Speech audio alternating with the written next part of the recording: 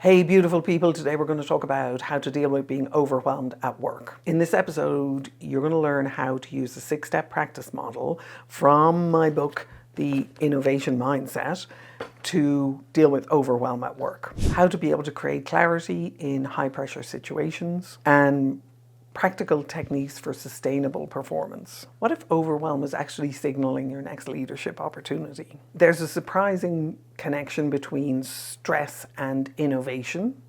Really interesting and odd one. And we're going to look at how top performers transform pressure into practice. By the end of the video, I want you to be able to apply the 6-step practice model for yourself to your situation to deal with overwhelm. I want you to be able to learn how to transform stress into leadership moments and to be able to create sustainable performance practices.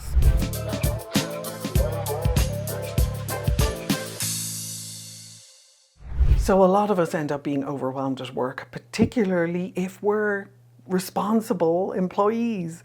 The sad thing about it is the people who are responsible, who are trying to do great work, add value, serve their internal customers, serve their external customers, take care of their people, they're the people who end up being most overwhelmed. And overwhelm is also, based on my research from my book 100% Capacity, quite particular to women, because we tend to take on a lot of the workload and we're not terribly good at declining or saying no. So I want to talk to you about that, and I want to talk to you about it in the context of the 6-step practice model because it gives you a tool to be able to do this for yourself. The 6-step practice model starts with distinguish. And the reason why it does that is if you're just trying to improve what is without really distinguishing what's going on, what you end up doing is you end up kind of working harder and faster and trying to apply a bunch of tools and models. This particular one is designed to allow you to be able to fly on your own. And I'm just giving you the structure that allows you to be able to put it into practice for yourself. So distinguish is begin to think for yourself what's really causing the overwhelm. Now, overwhelm by its very nature looks like this giant big blob of stuff that needs to get taken care of. But if you can get yourself a little bit of space for thinking, maybe on a Friday afternoon when you're working from home, or maybe sometime when you're going for a hike or you're doing some grocery shopping, you're doing something else, it's really valuable for you to think about, are there buckets of things that are causing overwhelm for me?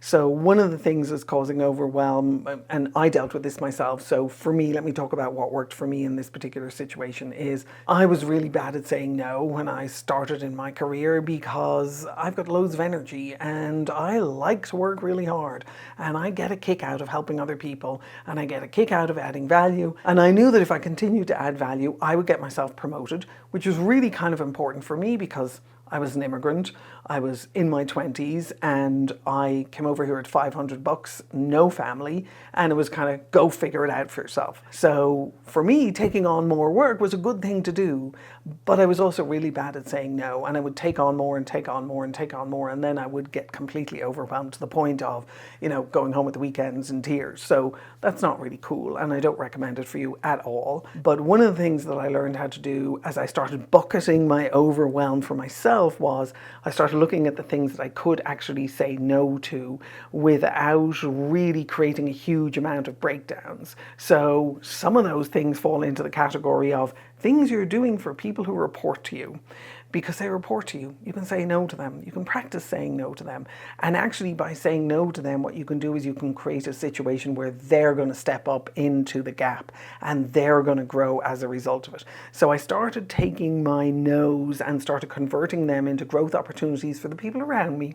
That was how I thought about it, and it actually worked, and I recommend that you start thinking about that as well for yourself. The other bucket of things, as I'm working in the distinguish part of the 6-step practice model, the other potential bucket for you is to look at requests that other people have made of you that are unclear, that you just have a level of anxiety around. You're not exactly sure what it is that they've asked you. You don't know what the metrics are. You don't know what's going to satisfy them. You're not really clear even on who is the customer.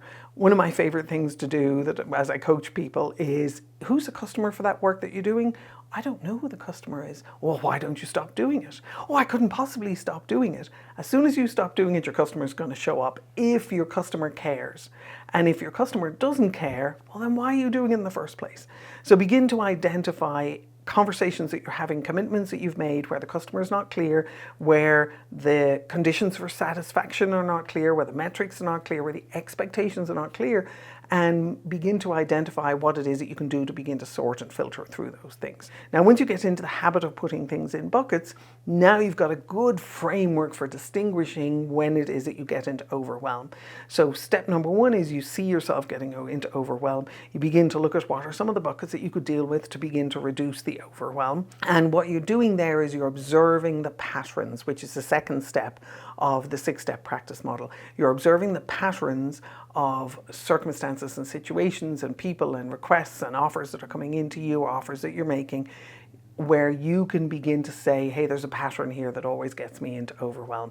I'm not saying no enough. I'm going to practice 3 months of saying no and see what comes out of that. The third one is practice courage. Again, I think this is really important one, because you've got to have the guts to be able to stand up and look after yourself in a way that is actually collaborative and supportive of other people at the same time.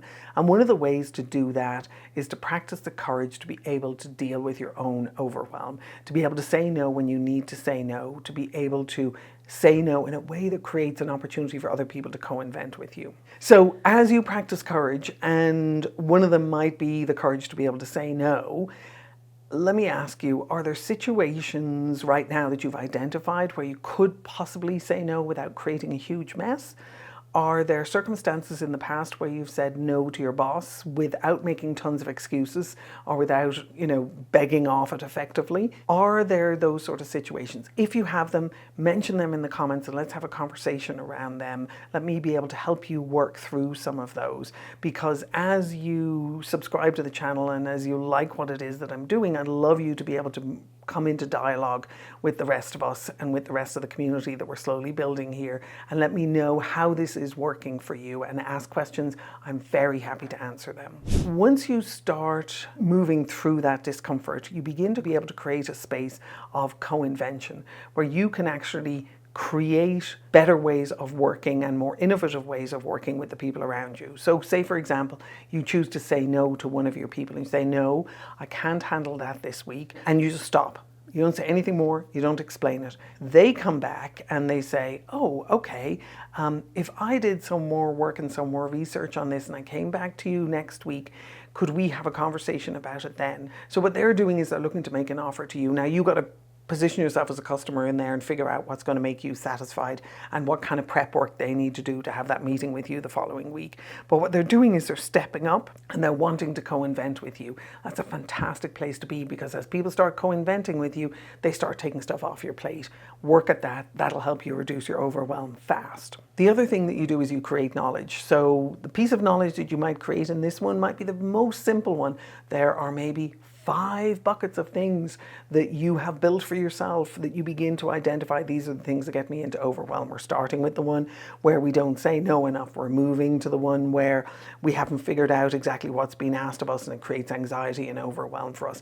And there might be 3 other buckets that you create for yourself. If you do, let me know what they are and let's talk about those. The last one is that you actually begin to innovate. When you create a space for people around you to step up and to start co-inventing with you, and you begin to create knowledge for yourself and for them, you open the door to be able to innovate with them. Once you start doing that, now you're looking at things at the meta level, the big level, that will allow you to be able to reduce big pockets of overwhelm for yourself and be able to change how work gets done inside your company. So let me give you an example of that. What that might look like is there might be someone in another department who constantly just lobs stuff over the wall at you and at your people, and they create work for you because you're not really sure what it is. You have to go back and forth with them a half a dozen times. If you're looking to be able to do an incremental innovation in how it is that you work together with the people in that other department, what you're doing is you're seeing a pattern and you set up a meeting with the head of the department to look at how do we work together and how can we do it more effectively. You now have done your homework on how it is that you like to be able to work with them, so you can have that conversation at that level. But that might actually reduce, 200 line items from a task list over a period of a week that would allow you to be able to improve how it is that you work together and reduce your level of overwhelm. So the 6-step practice model in terms of distinguishing, observing, practicing courage, co-inventing, creating knowledge and innovating allows you to be able to move up the ladder of impact that you can have, that will allow you to be able to reduce your overwhelm over a period of time. Start off with the smallest one, which is take a deep breath. Put what overwhelms you into categories or buckets. Look at beginning to say no to some people. It's just a really good, healthy practice. Start saying no to some people and start seeing how they step up around you, and then support them in that stepping up. That'll take a lot less time and produce a lot more value for you. I've done another video on this similar topic, which is how to get organized at work when overwhelmed. Have a look at it here, see whether or not it further supports you in this conversation. Breathe deeply, deal with the overwhelm, learn how to deal with it now rather than later, and I wish you the very best of luck. Take care.